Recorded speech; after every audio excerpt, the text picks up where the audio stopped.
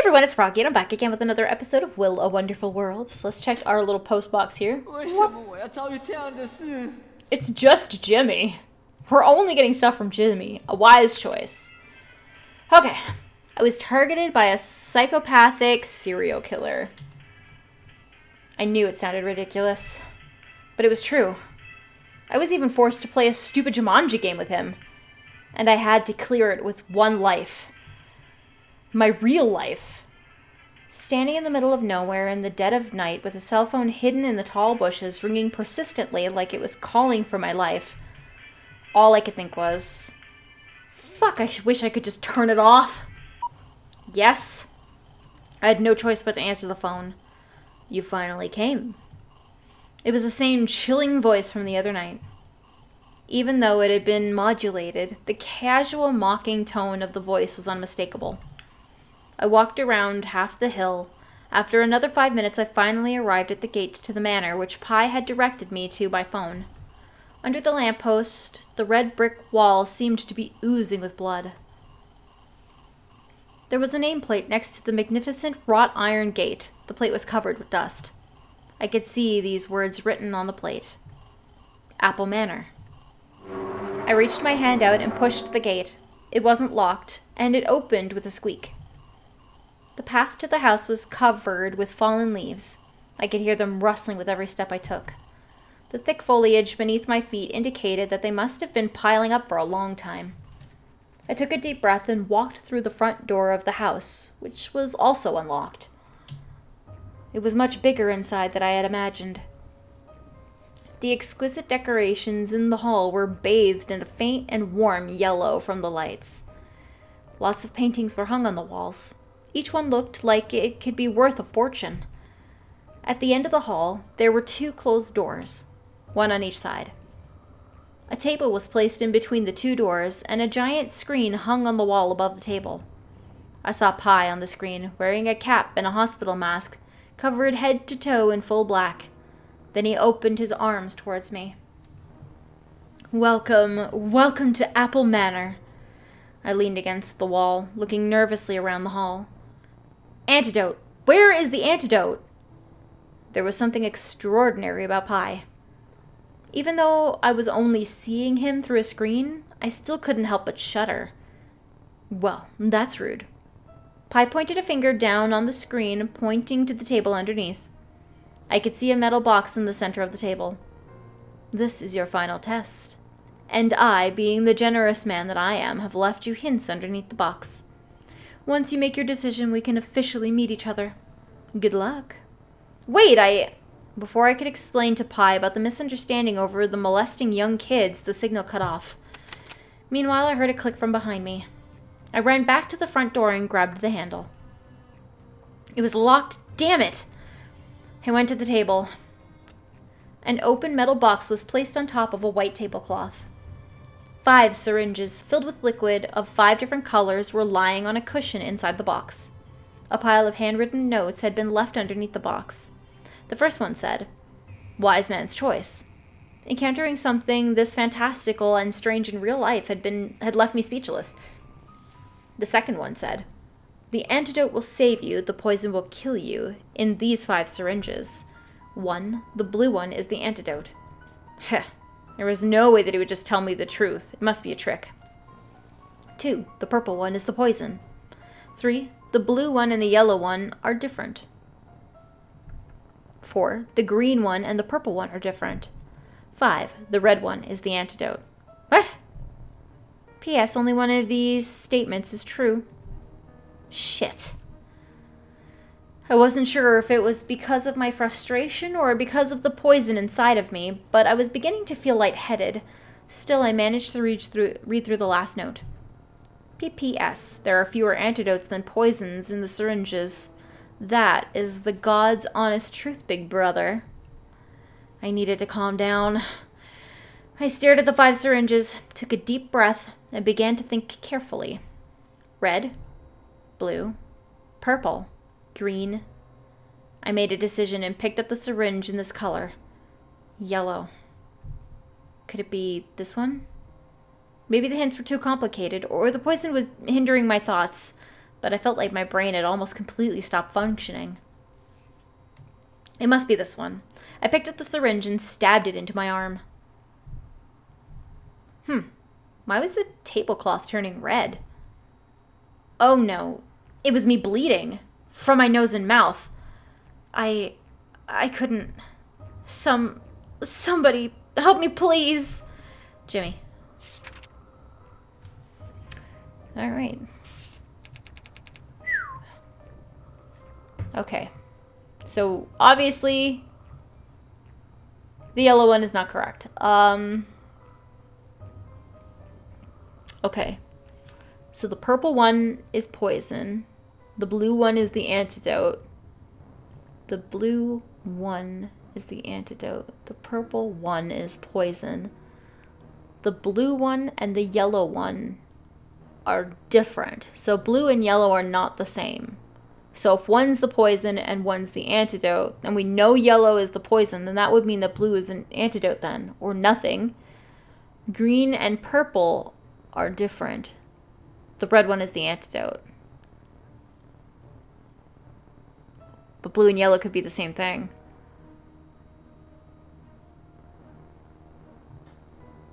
Well, we're trying blue, I guess.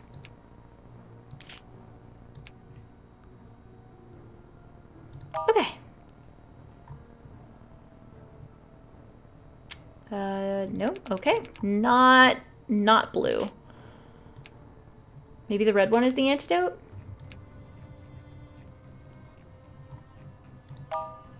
Nope.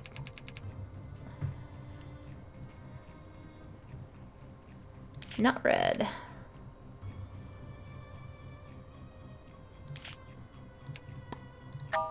Purple. Okay, let's try purple. This one actually is working.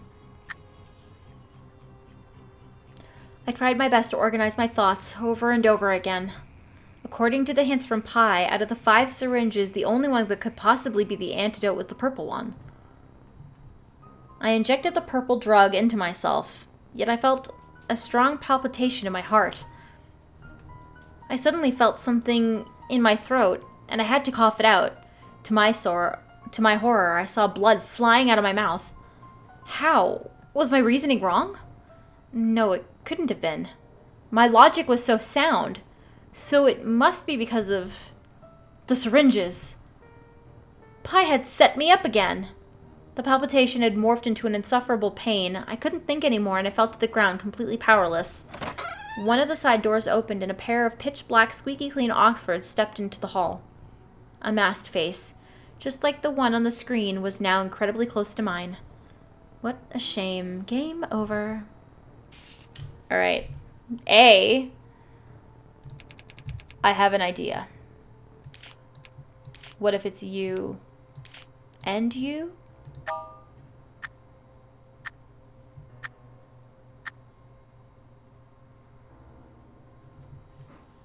I had decided that the antidote must be made up of more than one drug.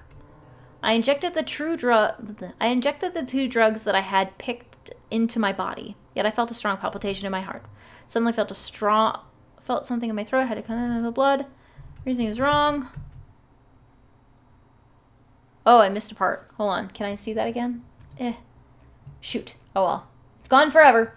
Pi, come out here! I slammed my hand on the door and screamed at the screen. No response. All strength was leaving my body, and all I could do was curl into a ball, trying to write my last words on the ground with my own blood. Blech. Or what did it actually say? I couldn't think clearly, but I knew that there must have been some bug in my logic. Okay. Okay, so maybe not green?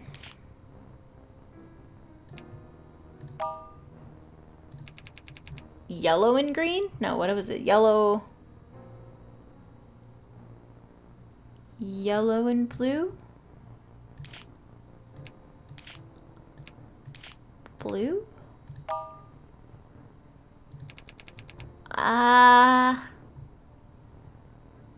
Okay, we'll reset.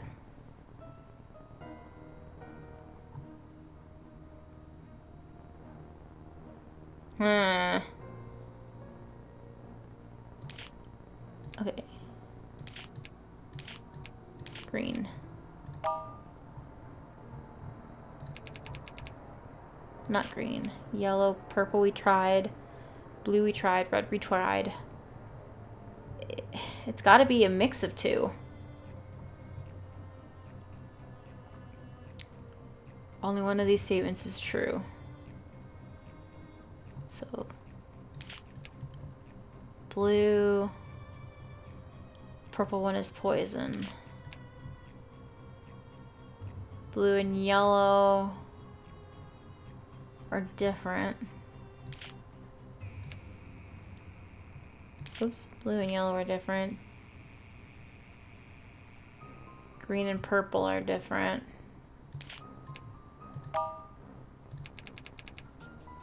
Huh. Alright. What if we just try all of them?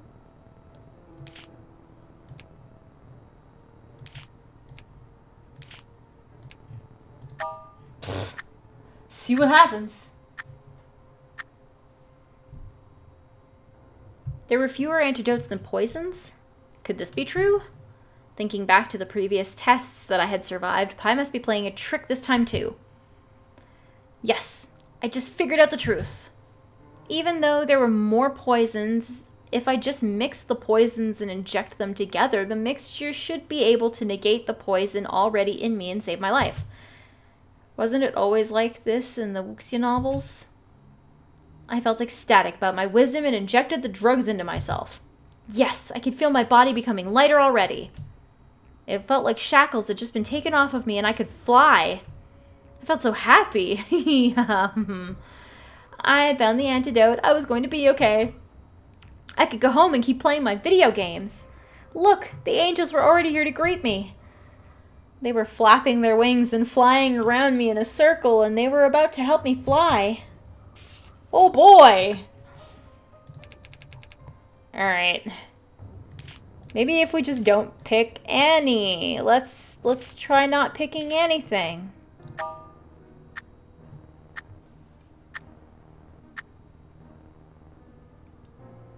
I tried my best to organize my thoughts over and over again. According to the hints from Pi, out of the 5 syringes, the only one that could possibly be the antidote was the purple one. But there was another scenario. It could be that none of the syringes had the antidote. Thinking back to the previous tests that I had survived, Pi would likely play a trick like that again. Which case would it be? If there was no antidote here, then where was it? There wasn't much time left. I grabbed the red one and stabbed it into my arm.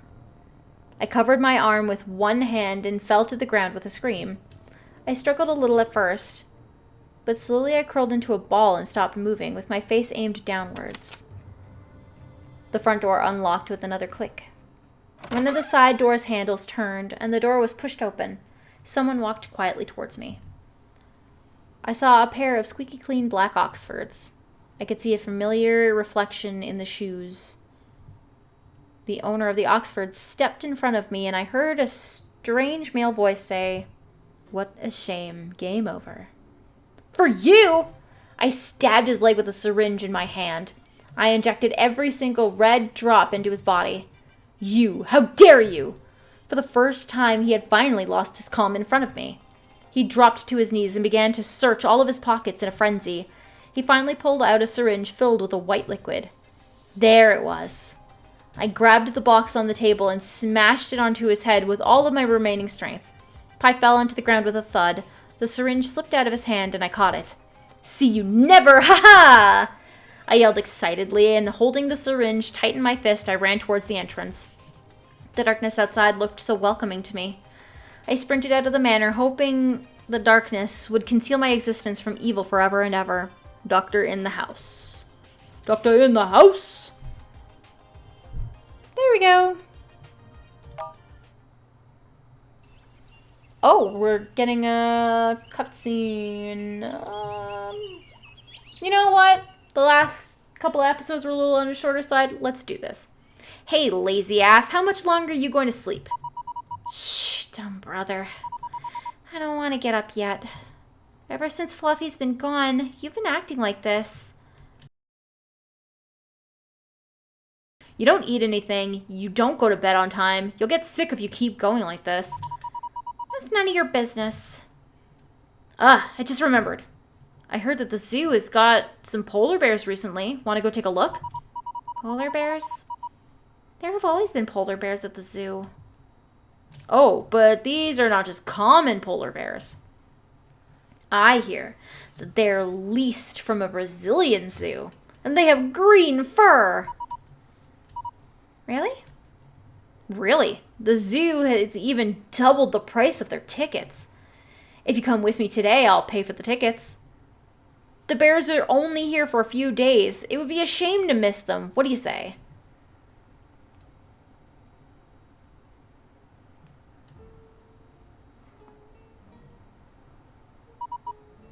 Yeah. It was just a dream. I knew it. When did I ever have a brother? Oh, what time is it now? It's only 10? Still quite early. I should go and find something to kill the time. It is the master's job to handle these letters and to help humans. He always stacks the ones that he's read on a shelf. Every time I bring him some tea and snacks, I secretly take one with me to read in my spare time. He never notices one or two missing out of so many. Although, I'm surprised by how many I've collected. It's a miracle that he hasn't caught me yet. Wait, there seems to be a note in the middle of the letters. Omnidimensional probability generator instruction manual. What is this? It seems like the manual to some machine. Attention. Do not misplace the instigator pen.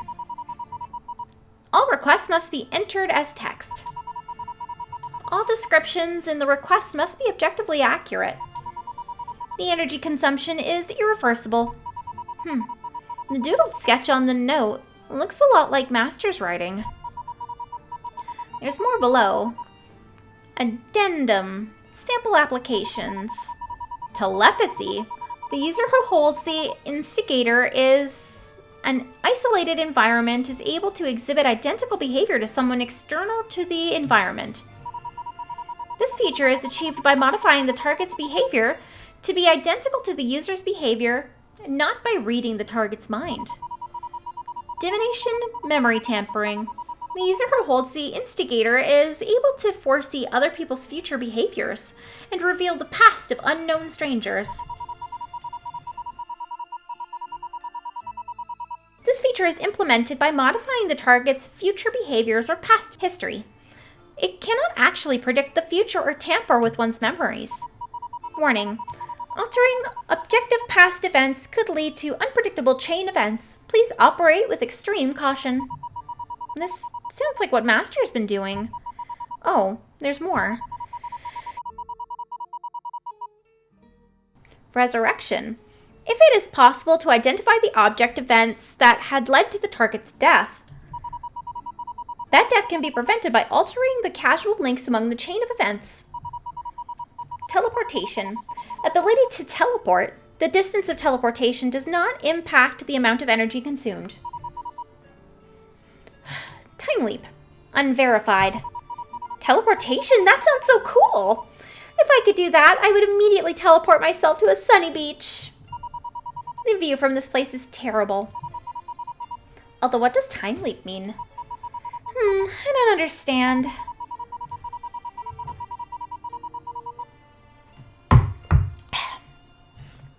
Weather manipulation. The user who holds the instigator is capable of changing the weather and the geographical features of a location. Warning. Using this feature may consume a significant amount of energy and even potentially destroy the ecosystem. Please operate with extreme caution. Transfiguration. The person who holds the instigator can change the appearance or that of others. Unlike standard transfiguration, this feature allows the user to change into another species entirely, such as a cat or a dog. Change into a dog? Is that why Master can speak? No. What am I thinking? This Antidote is probably confused musings of an extremely bored or an imaginative person. Master can speak because he's a god. And why would a god need a machine?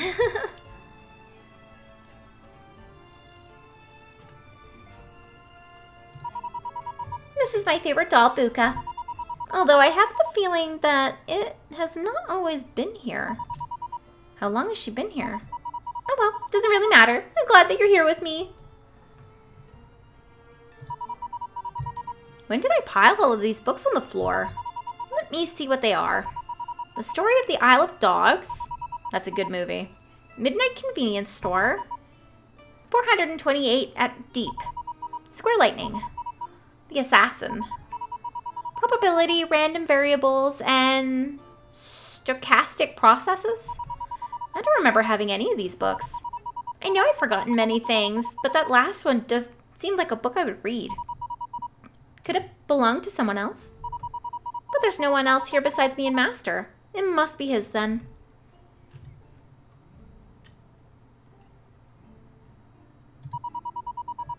The view outside is still so upsetting. Everything is red and it's still snowing. When will it stop? There's a lot of dog hair on this pillow. Is it Master's hair? By the way, I don't think I've ever watered this. How is it still growing so well? What's this? Is it a storage box? I don't know how to open it. What exactly is this? Huh? It's just a dice. Why did I think it was something else? Was I hallucinating? Oh well. Wait, can we look at it again? There's nothing else interesting in the drawer. A photo album. Why aren't there any photos inside?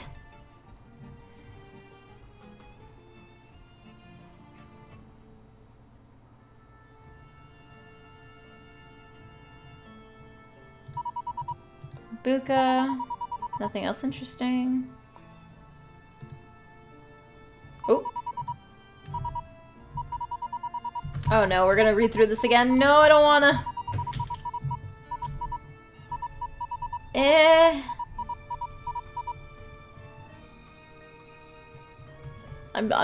Thank you. Dog hair. Oh.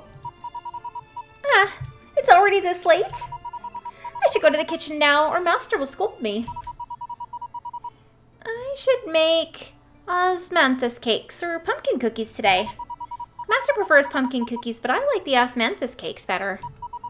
Hey, maybe I should roll the dice. Yes, if I get more than a 1, I'll make the osmanthus cake. The dice circled around the table before finally stopping with nothing but a big red spot facing up. Okay, fine. I'll make the osmanthus cake tonight.